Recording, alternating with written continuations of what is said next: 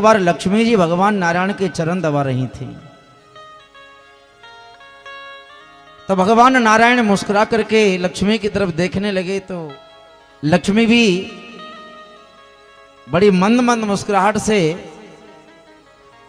भगवान की तरफ देखने लगे। नारायण बोले तुम क्यों मुस्कुराई?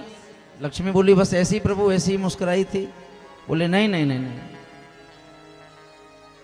एक स्त्री जो होती है ना, यदि वो हंसती है तो उसमें कोई राज होता है। लक्ष्मी तुम्हारे हंसने में कोई राज है?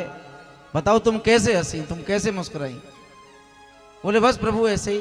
बोले ऐसे नहीं, कोई ना कोई बात तो है, बताओ क्यों मुस्कुराई आप? लक्ष्मी बोली आप बुरा मान जाओगे प्रभु। भगवान बोले बुरा क्यों मानेंगे, आप बताइए ना आप।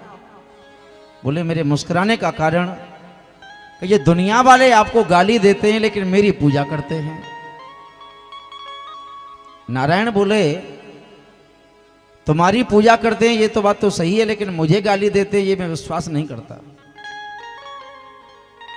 लक्ष्मी बोली रहने दो प्रभु। कि नहीं नहीं लक्ष्मी, यदि आपने अपने मुख से कोई बात निकाली है तो वो बात पूरी होनी चाहिए। तो एक नगर था बहुत अच्छा, और उस नगर में एक बहुत बड़ा पैसे वाला सेठ रहा करता था। अच्छा पहले ना एक नगर में एक ही सेठ होता था, आजकल तो घर घर में सेठ हैं। बोलो राधे राधे।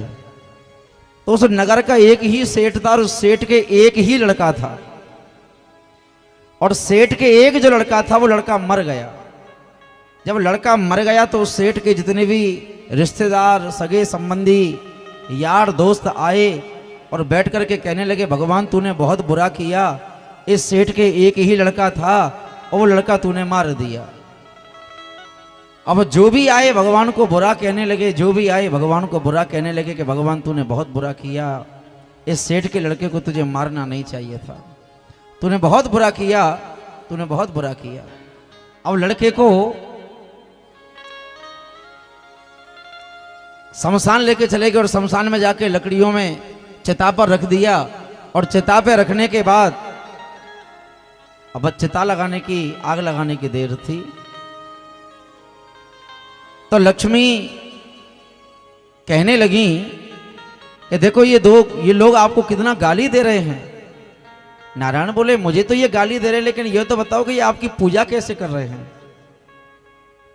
लक्ष्मी कहने लगी ठीक है प्रभु, यदि आपको भरोसा नहीं होता तो मैं आपको यकीन दिलाती हूं। तो उसी शमशान घाट में लक्ष्मी मैया ने सोने के बिस्कुटों की बारिश कर दी। और जब सोने के बिस्कुटों की बारिश कर दी तो वहां जितने भी लड़के बैठे हुए थे और जितने भी परिवार के लोग थे, रिश्तेदार थे, वो सब लड़के की मौत को भूल गए और उस सोने के बिस्कुटों को घिट्टा करने लगे। यहां तक कि जो सेठ था ना, नगर सेठ, उस नगर सेठ के तो एक ही लड़का था और पैसे की कोई कमी नहीं थी। वो सेठ भी चुपके से बिस्कुटों को खींच खींच के जेब में डालने लगा। लक्ष्मी कहने लगी देखा प्रभु, अरे रिश्तेदारों को तो छोड़ दो, जिसका बेटा मरा है वो भूल गया कि मेरे बेटे की मृतक शरीर चिता पर लेटा हुआ है और वो भी मुझे समेट रहा है। नारायण बोले ये बात तो तुमने ठीक कही, लेकिन एक बात तो बताओ कि सेठ का लड़का तुम्हें क्यों नहीं समेट रहा है? लक्ष्मी कहने लगी प्रभु ये तो मर गया, और भला मरा हुआ व्यक्ति क्यों समेटेगा?